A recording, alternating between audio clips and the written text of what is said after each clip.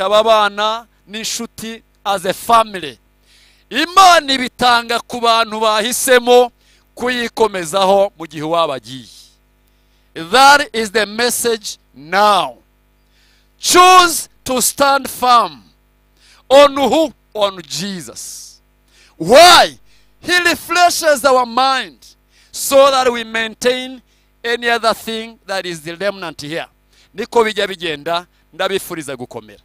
Ibisigaye nyuma y'ibitambutse mukomerere ku mwami wacu Yesu no ku mbaraga z'ubushobozi bwe bwinshi. Ndagira ngo hamwe n'aya magambo nongere mfata umwanya muto gusa mbasengera Imana. Ndumva twasengera muri iri jambo kugira ngo ihe Imana iha abantu gukomera. Imana ibahe gukomera. Kuko Tom yari umugabo mugari, yari munini. Ibiri munsi ye bisigaye hano kuri ino si ni byinshi, birasaba ubwenge bw'Imana neza. Imana izibahe. Imana ibahe ubwenge. Reka dusenge Imana. Mana yacu, ijambo ryawe ritubwira ko ari wowe soko y'ihumure. Ni nawe ihumure ryuzuye. Ntacyo twakora ku mahitamo yawe, ariko abakwizera bazi ko Tom yakijijwe muziranye, ukaba umujyanye heza, dufite ibyiringiro by'uko tuzamusangayo kandi tukabana tutongera gutandukana. Ibyo nibyo byiringiro by'abizera. Nsengeye uyu muryango, madamu we n'abana, nsengeye mama we n'abana bavukana nawe, nsengeye inshuti ze, everyone that came into his life circles. I pray for the comfort from you, Jesus. Bakomeze, basukira imbaraga, tera imibiri yabo gukomera, imitima imbaraga nayikomere, basukira imbaraga z'ubumana mu buryo bw'umwuka, bahe kumva impamvu z'amahitamo yawe, ubahe ubuntu bwo kubyakira kubera kuri Imana. Tubasengeye gukomera uhereye munsi, kandi uwikomeje kuri wowe Kristo arakomera byiteka. Icyubahiro n'uyu munsi ni icyawe, n'iminsi yo kubaho kwacu kizaba icyawe. Tubisabye Data dushima mu izina rya Yesu Kristo, umwami n'umukiza wacu. Amen. Amen. Arakoze Pastor Frank Karemera, arakoze cyane kuri New Life Bible Church. Reka dukomeze dusaba mukuru w'umuryango Mr. Prosper tambuke yigira imbere atunyuremo amwe mu mateka ya Tom benshi bazi nka Yanga, ubundi dukomeze n'umuhango wo gushyingura.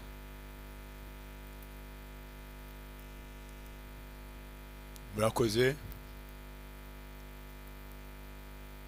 Mpagaze ahangaha mu izina ry'umuryango wa Tom Nkusi uzwi ku izina rya Yanga, no ku izina ry'umuryango wa Ndakubwa ariwe se, ariwe kandi mukuru wanjye, no mu izina ry'umuryango mugari wa Nkaka dukomokaho twese. Ibi ni ibihe bitoroshye, ariko kandi ni ibihe byiza. Twe turavuga ngo ni byiza, byiza kuko tuzi aho Tom ari. Tom yavutse nk'abandi bana, agira igihe cyo gukubagana nk'abandi bose, agira igihe cyo gukura, agira igihe cyo gukora, ndetse ni kibigaragaza benshi muri aha ngaha muri abo mwakoranye nawe, akaba hari ikintu kidasanzwe uriya mwana yakuranye. Navuga ibintu bibiri. Icyambere ni urukundo n'urugwiro yagiraga. haba mu bana, haba mu bakuru, haba mu rungano rwe. Icya kabiri ni ubupfura, ubupfura n'ubunyangamugayo. Ejo nimugoroba mu kiriyo intumwa ya Minisiteri y'Urubyiruko n'Umuco yarabivuze, nawe yabigarutseho kuko yabimubonyeho. N'umwana nk'uko umugore we nawe yabihamije, ikintu yamukundiye ni urukundo rwe no kuba ari umuntu wafataga ubuzima, wafataga ibintu byose mu buryo buri positive. Icyo ni ikintu twese tuzabimwibukiraho, ahubwo jewe nabasabaga ngo namwe muzagera ikirenge muke muri ibyo bintu by'ingenzi. Aha rero ni igihe cyo gushima.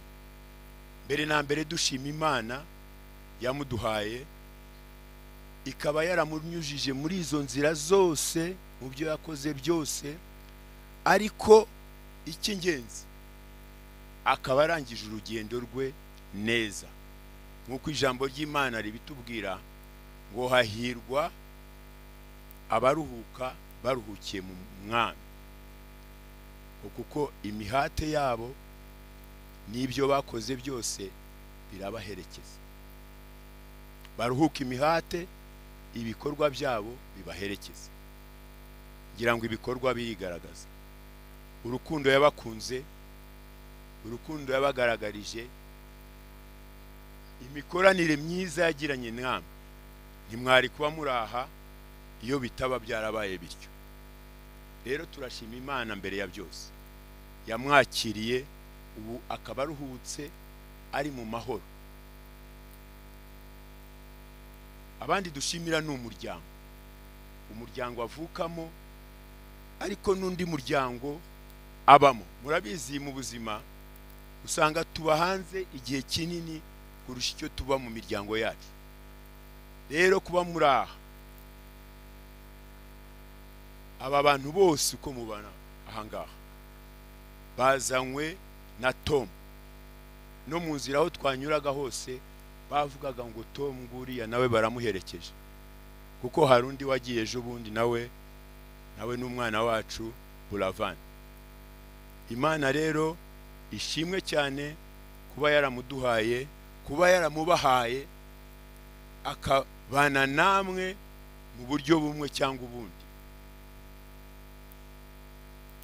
Ntabwo twarangiza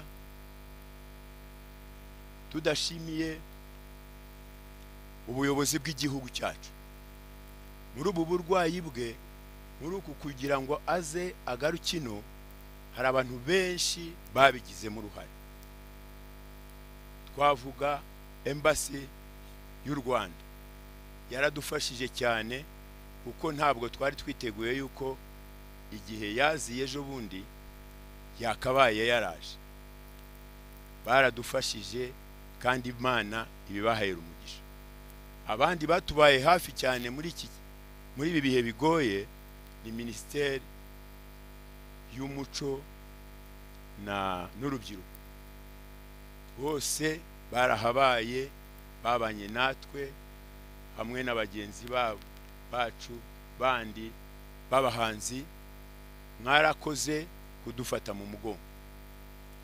Imana ibaha umugisha. Ariko sinarangiza ntashimiye by'umwihariko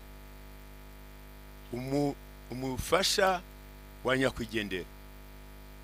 Yakoze ibikomeye kugezaho naho ahagarika akazi kugira ngo abone uko amurwaza.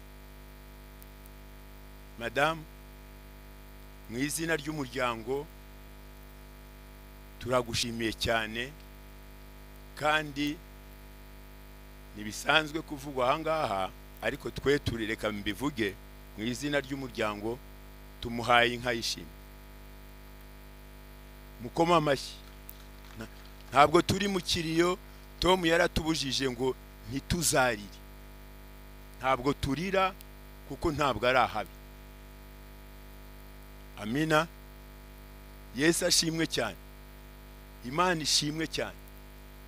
Rero turashima Imana, turashima uyu mubyeyi n'abana bamubaye hafi, ndetse turashima na pastor n'undi mugenzi we uri hariya babanye nawe muri icyo gihe kigoye cyane cy'uburwayi bwe bwa nyuma, kuko murabizi yabanje kurwara kansa y'igifu, kirashwanyagurika rwose ku buryo abaganga bavuze bati nta kundi n'ukwipira.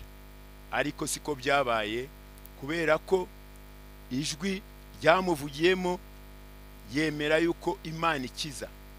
Aho ngaho niho ndetse yaboneye ububyutse bukomeye cyane, arakira pe. Ni nabwo yatangiye ivuga butumwa. Ngira ngo mwaramwumvise mwese abari hano. Rero ibyo byose turabishimira Imana, ariko yongeye gusubizwayo hanyuma arapfa. Ibyo rero ntibyatubabaza cyane, ntibyaduca intege, kuko tuzi abizera, tuzi iyo tujya, ntitube ducika intege nk'abadafite ibyiringiro. Yaragiye ni koko, nawe ejo uzagenda. Ahubwo ubu ngubu umukoro dusigaranye ni uw'umuryango asize, ni uw'abavandimwe asize, ni uw'inshuti asize. Abo ngabo tugomba gukomeza kubana nabo, kandi tukabereka rwa rukundo Tom yabagaragarizaga. Ibyo rero byose nta wundi wabidushoboza atari Imana yonyine.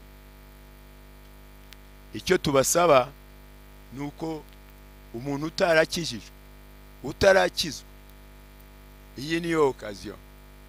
Jewe ubwa mbere nkigaruka mu Rwanda naravuze ngo umuntu utazakizwa mu Rwanda, uwo nguwo sinzi ukuntu azaba ameze, kuko Imana nta kitakoze. Turagushimiye umusaza Prosper. Tugiye gukomeza n'igikorwa cyo gushyingura umubiri wa Tom.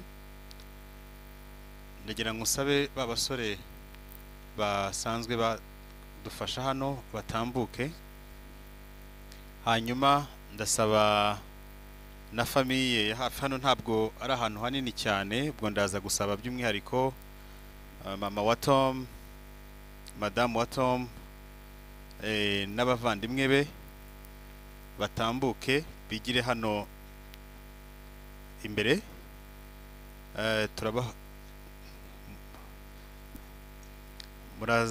Abantu muri protocole mudufashe muze kubayobora neza, kugira ngo tubanze dushyireho cercueil mumva, ubundi mubayobore. Ubwo turakomeza tunumva indirimbo, hanyuma n'ibindi bikorwa byose bikomeza.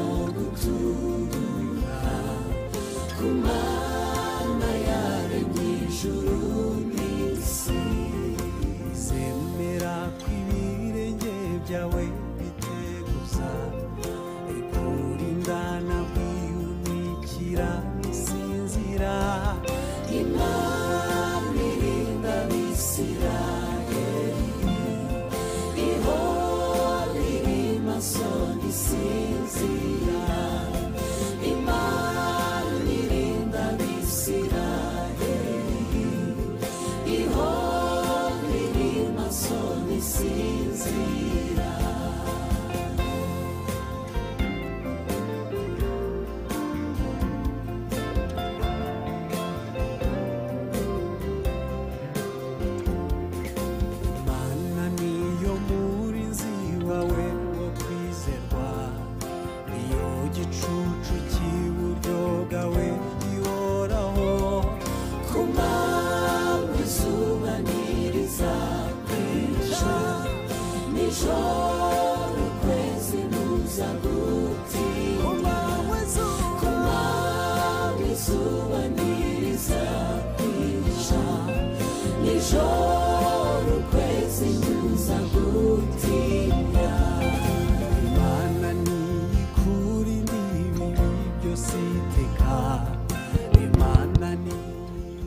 Mike.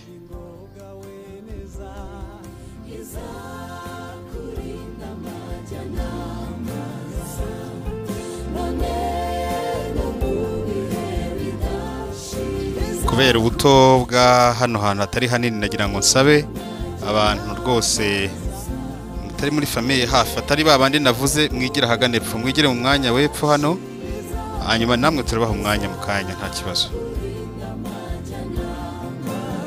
dufashe mwigire inyuma gato rwose n'aba basore badufashije muse nk'abigira inyuma gato boneke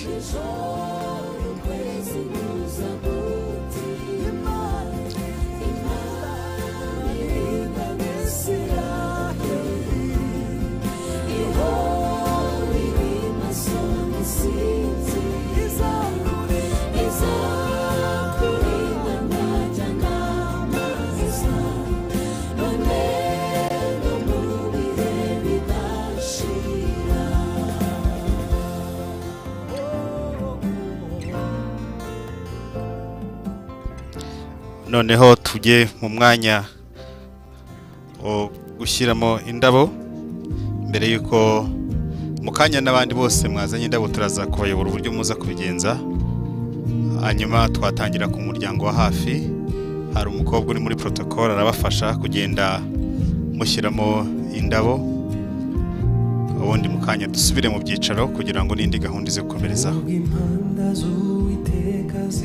turatangira na madamu wa Tom n'abana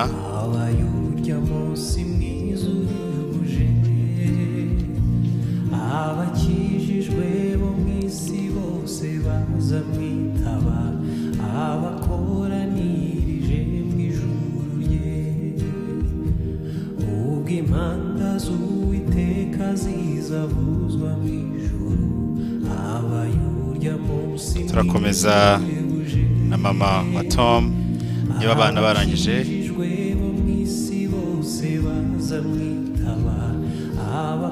mama wa Tom yegera imbere n'abandi mu muryango mwese mutambuke babafashe